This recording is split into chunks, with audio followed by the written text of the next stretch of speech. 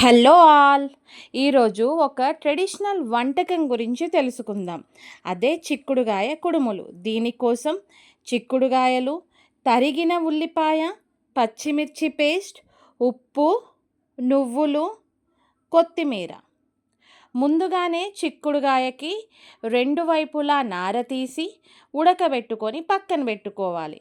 దీంట్లో నుంచి నీళ్లు వంచేసి తరువాత నువ్వులు, పచ్చిమిర్చి, కొత్తిమీర, తరిగిన ఉల్లిపాయలు, ఉప్పు, తరువాత బియ్యపు పిండి వేసి కొద్ది కొద్దిగా నీళ్లు పోసుకొని ఒక ముద్దలాగా తయారు చేసుకోవాలి.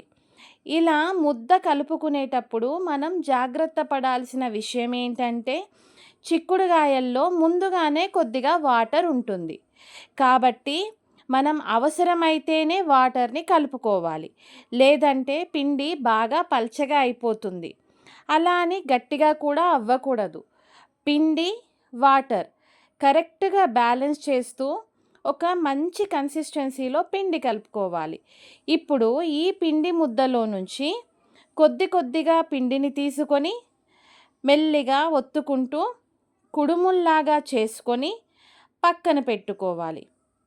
నేనైతే కుడుముల్ని ఇలా 2 ప్లేట్ల నిండా తయారు చేసుకొని పక్కన పెట్టుకున్నాను. నేను 2 ప్లేట్ల కుడుములు చేశాక కూడా నాకు ఇంకా ఇంత పిండి మిగిలింది. తరువాత పొయ్యి మీద ఒక వెడల్పైన మందమైన గిన్నె పెట్టుకొని నూనె పోసి వేడెక్కాక ఆవాలు, జీలకర్ర వేసి అవి వేగాక ఒక గ్లాసెడు నీళ్లు పోసి మరగనివ్వాలి. ఈ నీళ్లు మరుగుతుండగా మనం ముందుగానే రెడీ చేసి పెట్టుకున్న కుడుముల్ని మెల్లిగా ఒక్కొక్కటిగా వేసుకోవాలి.